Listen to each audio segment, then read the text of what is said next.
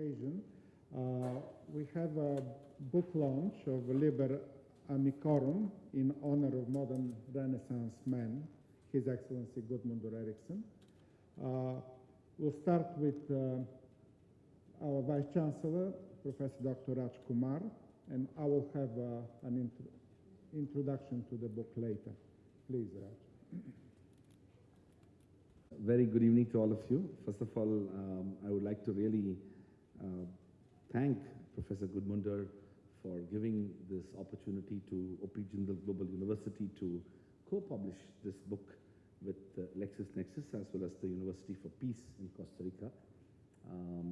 In some ways, you know, when you create a fresh shift of this kind, you not just honor a person like Guðmundur, but really bring together the extraordinary contributions of somebody's life and serves as an inspiration for generations to come. So when we were invited to be part of this exercise by what I call the Global Friends Club of Guðmundur, we were so excited about this simply because of the fact that it is this kind of tribute to an extraordinary individual who's and the title of the book is, the byline is a modern Renaissance man. And it so beautifully captures what Professor Guðmundur is. So what I will do in the next few minutes is to really reflect a bit about what Professor Guðmundur has meant for us as an institution, me as a person. As some of you know, I had the privilege of meeting Professor Guðmundur in a book launch a few years ago. It was my book launch, and I couldn't help but notice that one of Guðmundur's very good friends, and I've known her for long, I just discovered in one of her chapters that there is a reference to my book. So as academics tend to be seeking vanity at all times, when one sees one's name and work, one does feel good. So, so in that book launch of my book on corruption and human rights, I met Professor Guðmundur for the first time. And it immediately struck me that he is somebody who is a true intellectual, because he not only was there at the book launch, but he had pretty quickly had read the book and met me the following day and talked about the book. And that made me sort of think about, and we had a good discussion about some of the views that he had. Of course, at that time, I had not known of the fact that he had so much of in-depth understanding of India and the world. Over the next several weeks and months, we became very good friends. And all those conversations and engagement with Guðmundur only left me with this idea and impression that somehow we want to involve him in what we are doing here. But Professor Guðmundur is somebody who is so passionate about India. And he is also extremely hopeful about India. So I am all the time struggling between, whenever I feel very depressed about India, I talk to Professor Guðmundur. And over the years, he has given me a lot of strength to have far greater hope in what we can do in India, despite the extraordinary challenges that we keep facing in our country. The work of, and I also want to mention that, we should do a larger event with the students here because Professor Guðmundur has challenged the notions of what a relatively conservative discipline like law has historically been advocating for, which is that if you study law, you are confined to being a lawyer in a professional capacity and maybe at most a judge.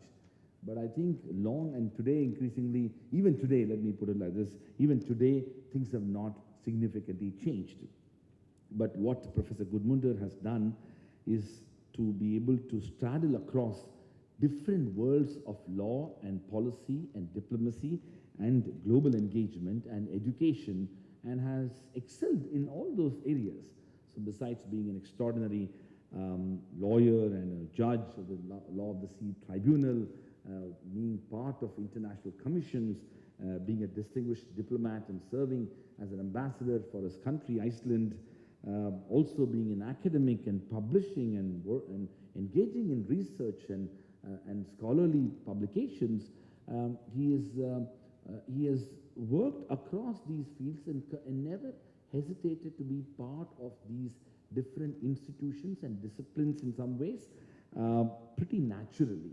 And I think that's why he is truly a modern Renaissance man. And because of that, his natural comfort to straddle across different worlds, he's such an inspiring figure for his peers, his students, his colleagues, his diplomatic colleagues, as well as other, there are very few people who are sufficiently interesting and engaging across different worlds.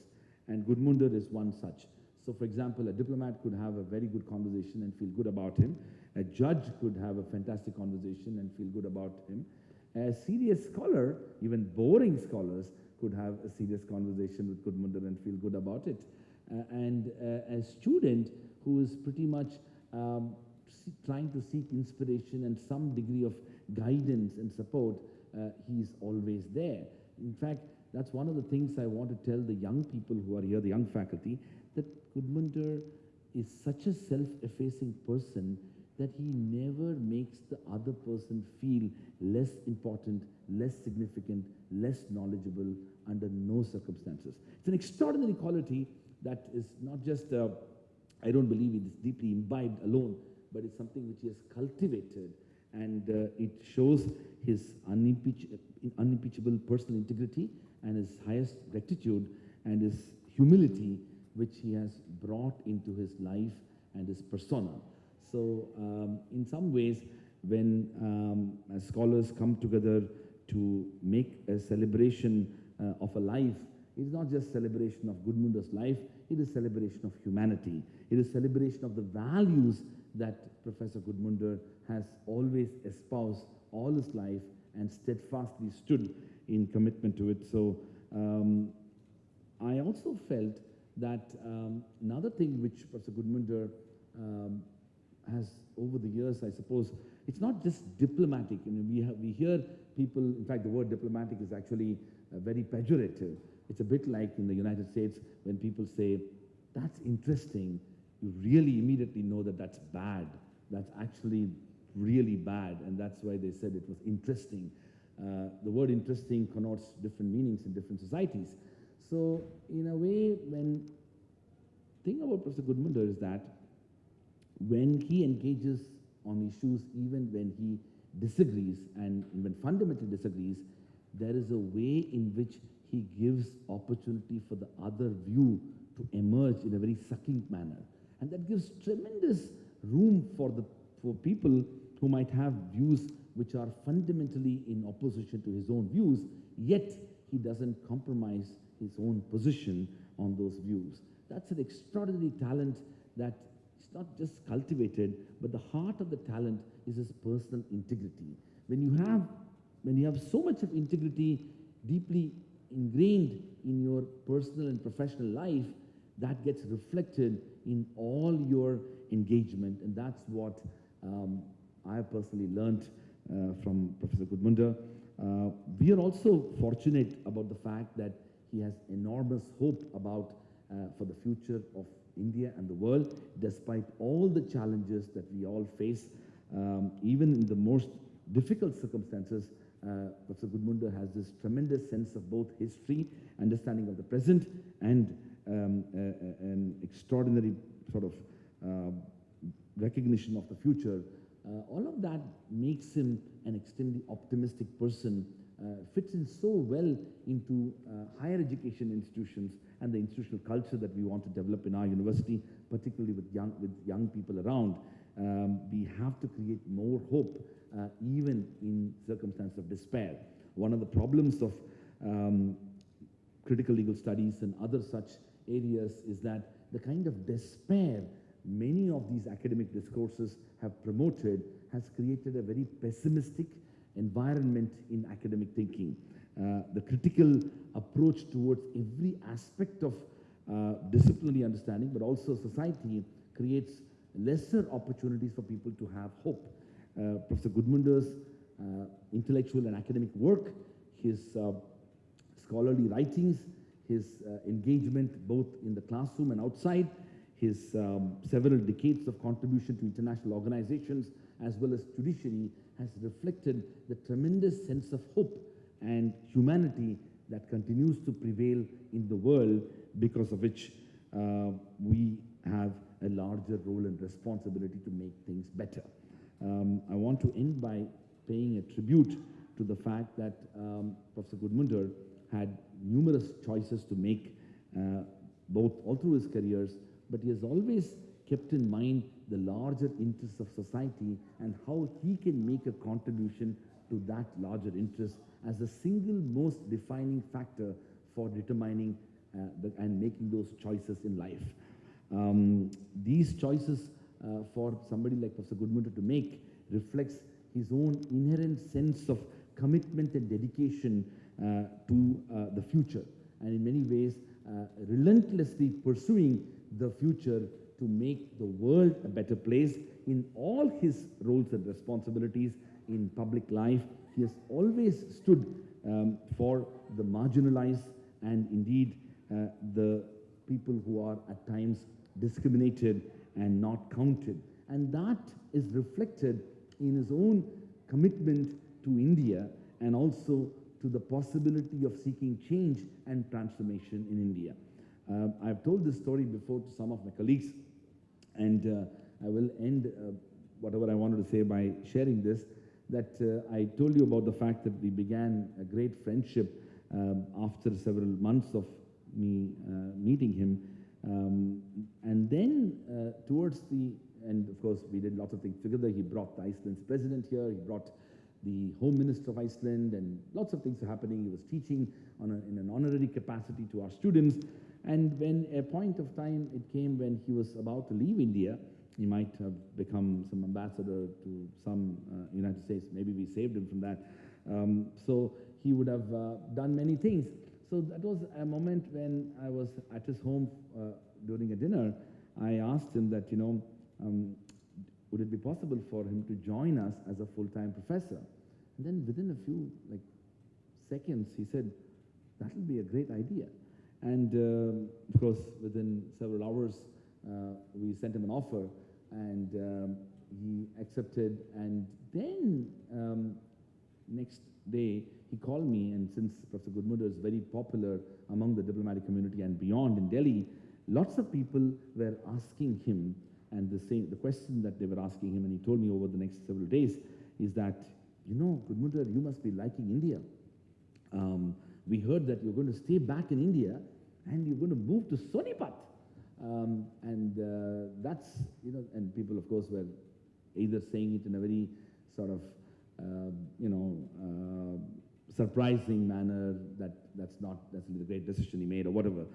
Guðmundur didn't reply, and he called me up and said, and then they even said one more line, which is that you must be liking India a lot for you to staying back.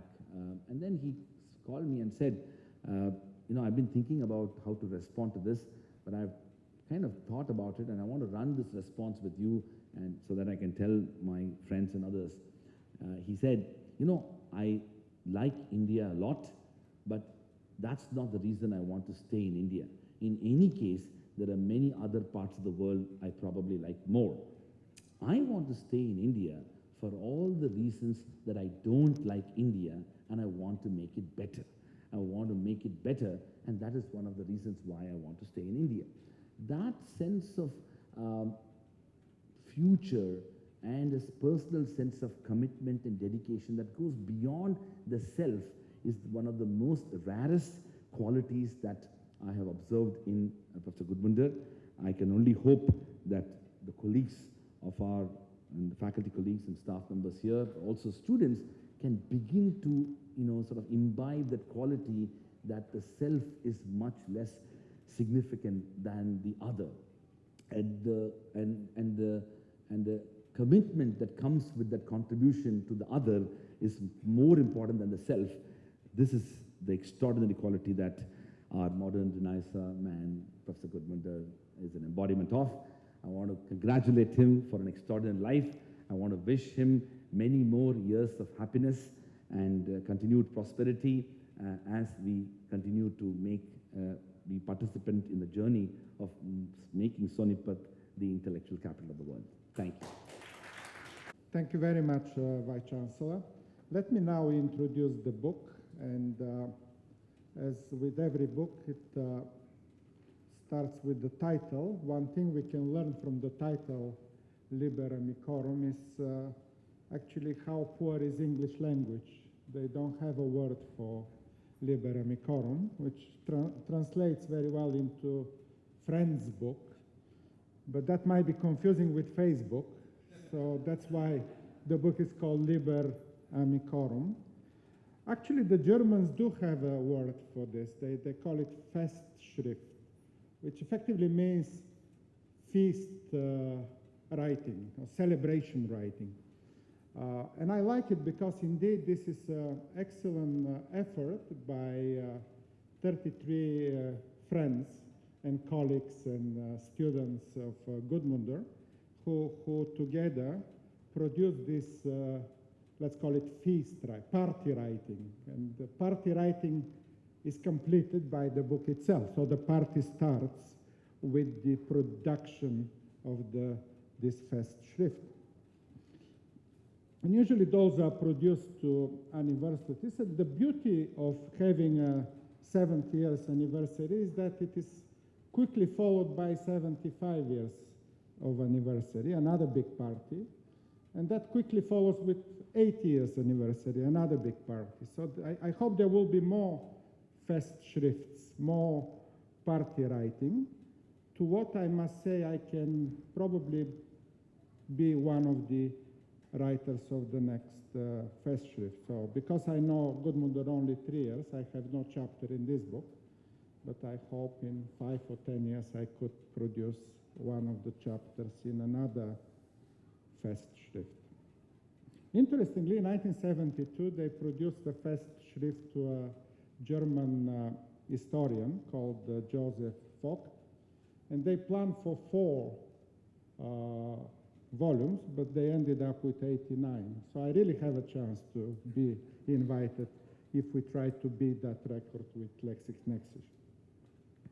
And really, well, I learn a lot from the book myself. One thing I've learned is that I play tennis every day with a very famous person. I didn't know, for example, that Guðmundur was a national tennis champion of Iceland, and that makes me kind of relaxed, because next time I lose a game, I will have a good excuse that I played the national tennis champion of Iceland. Exactly. Well, you know, in Iceland is a small nation, and you have to do more than one jobs. You need to practice more than one sport. So actually, Guðmundur is not only tennis, but also basketball and football player for his team. It's same as in Bulgaria, and that's the difference. That in India you have 1,300,000,000 people, but in Bulgaria and Iceland you have to do more than one thing. Otherwise, they wouldn't be able to fill the national sport teams. They wouldn't find enough players or enough musicians or enough people for the orchestra. So in countries like that, you need to do more, to play 3 musical instruments, to practice 4 sports, to speak 5 languages, to sing in an opera, and to be in several choirs. And that brings that incredible richness of life, what we can see in Guðmundur's biography.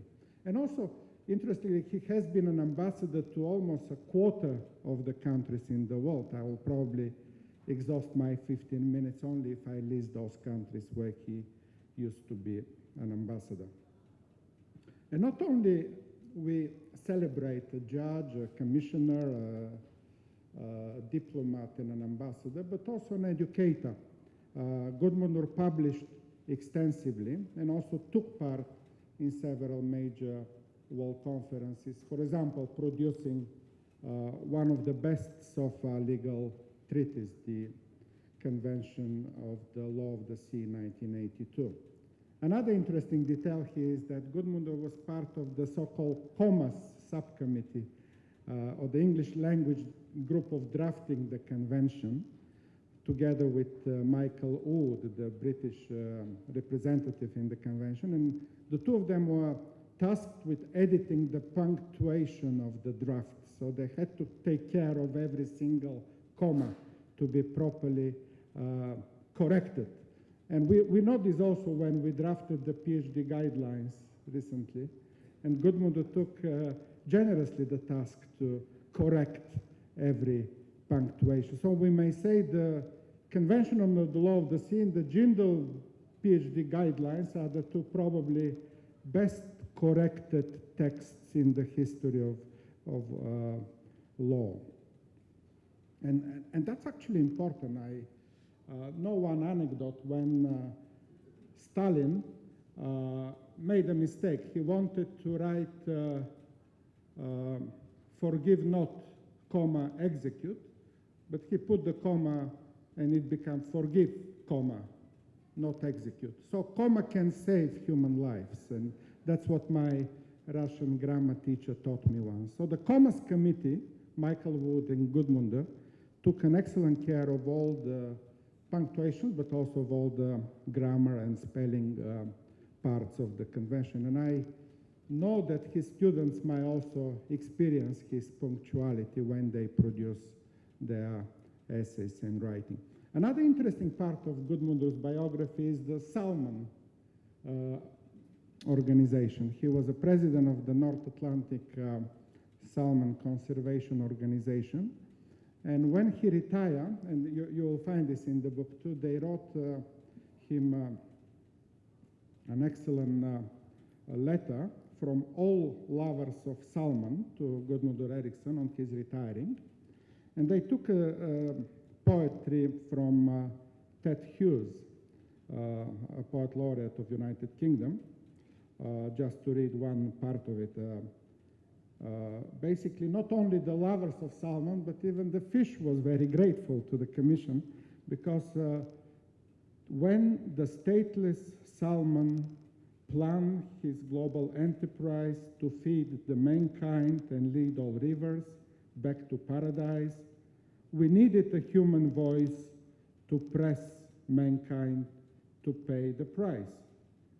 Then up stood a bold Icelander and set his strength to pull salmon through our benighted days into what's possible to toughen sanity and keep the future's belly full.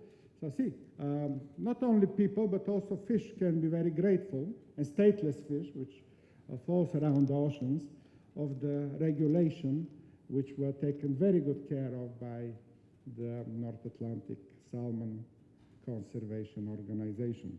So really, it's an excellent life story and an excellent book itself. It has a lot of academic value. Usually, when you produce those things, you may expect people just to put a piece they cannot publish anywhere else, like an unpublishable piece of paper. Not in this case. This is very well written. I couldn't read everything, but so far I'm kind of in the middle. We'll have time to discuss in a panel with Professor Murthy Rashmi and Srijit later. But the essays of this book are very well chosen, very well written.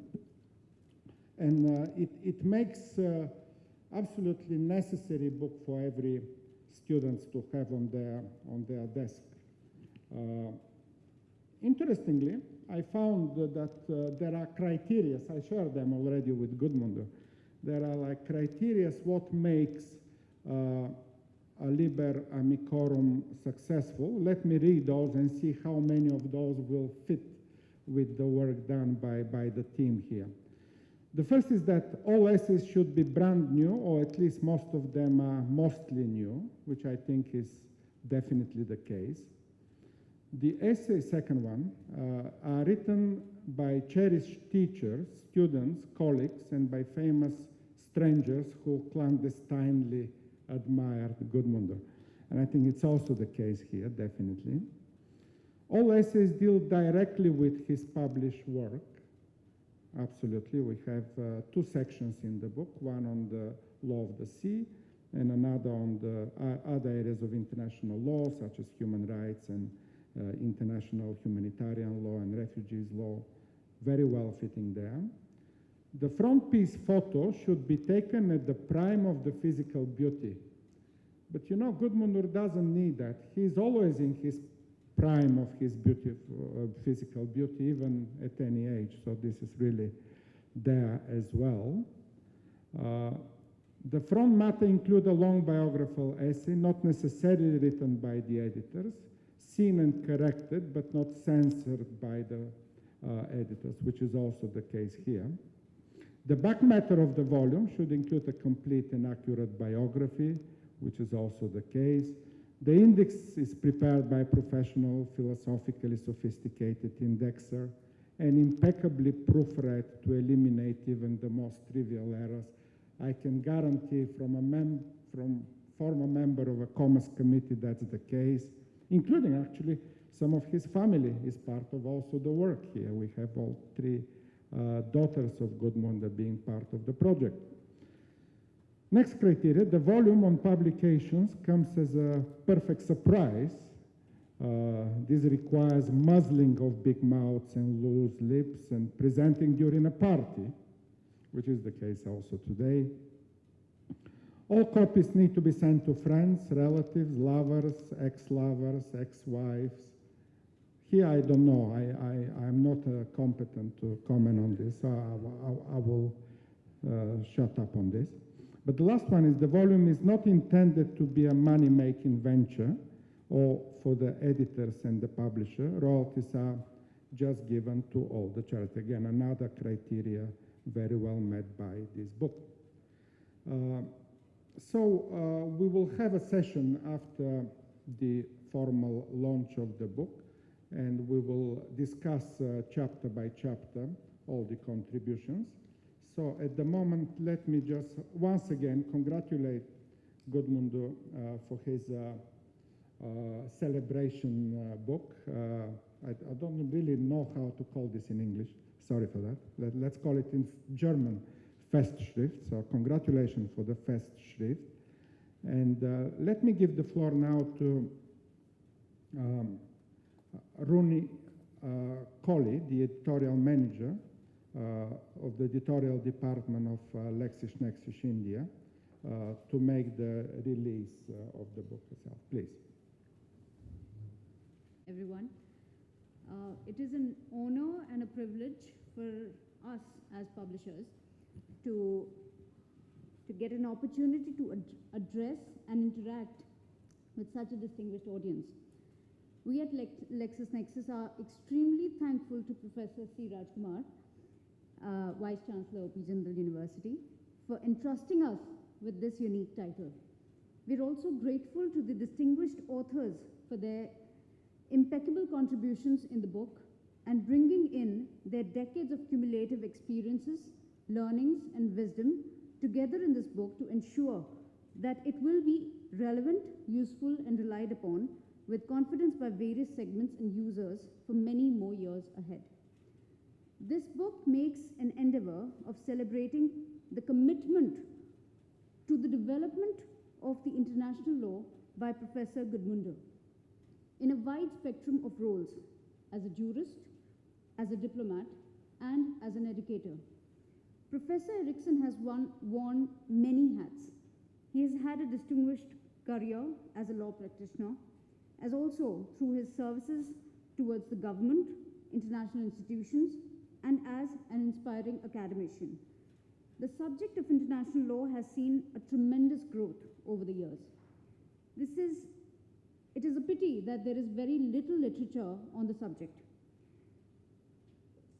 This being a highly specialized field of law, this book sparks a very astute discussion on various aspects related to the law of the sea, and will be instrumental in developing this ever-evolving law.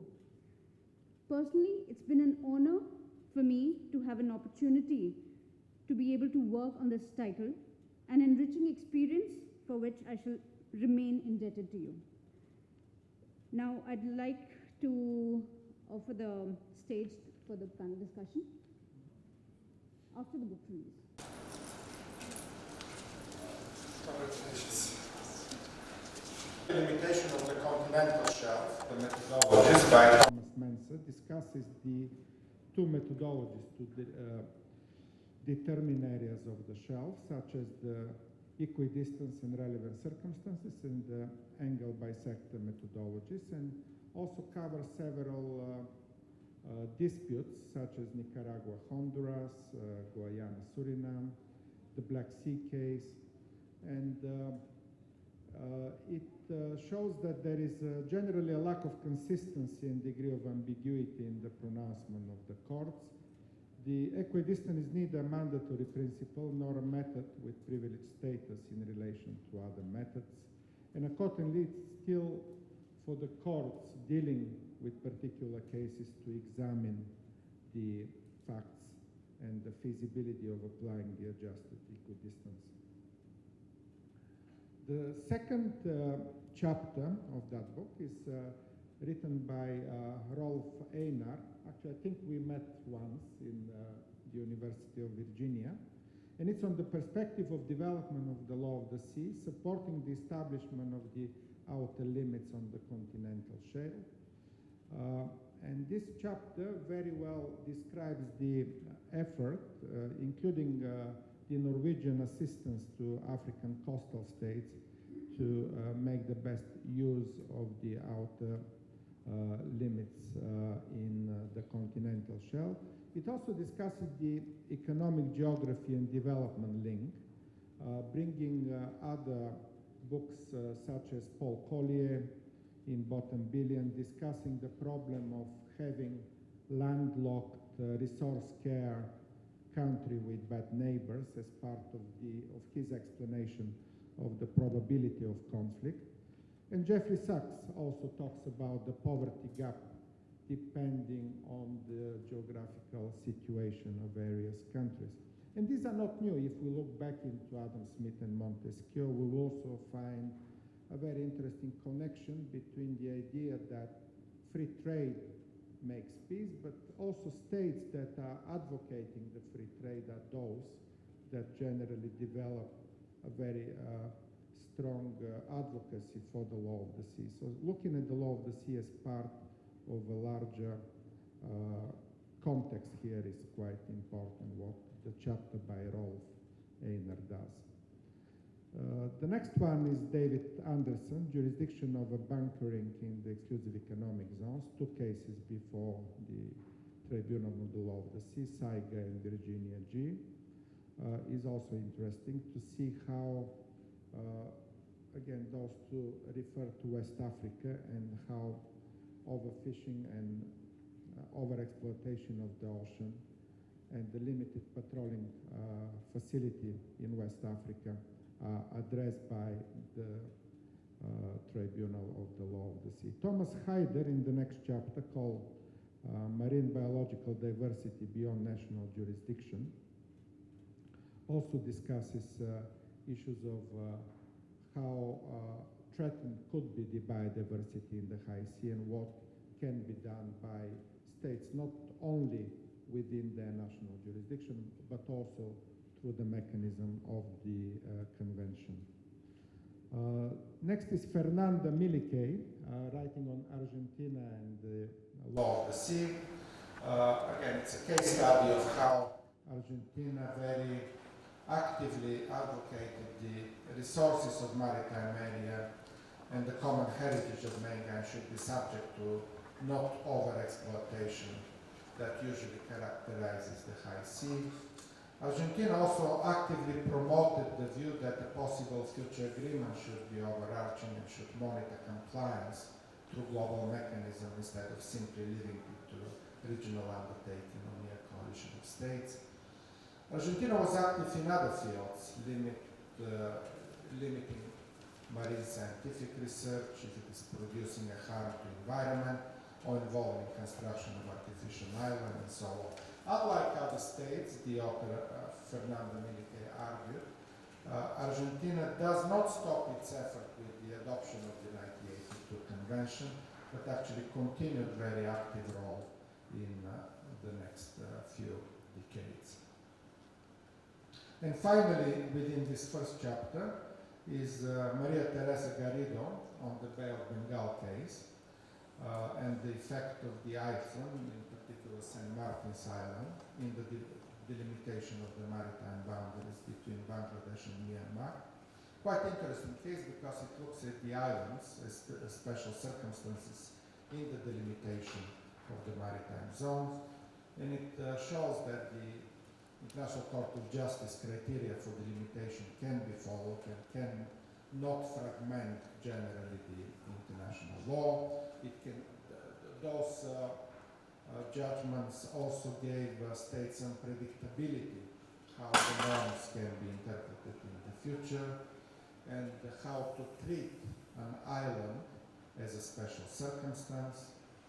Although the case somehow left open the Article 121.3 difference between island and rock, a maritime feature can be considered island and still not entitled to its exclusive economic zone benefits.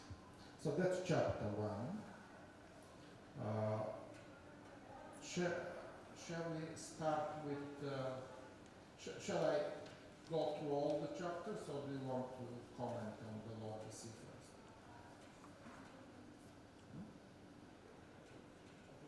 We can go issue-wise since we divide them on ourselves. Okay, so Professor Murthy will talk on the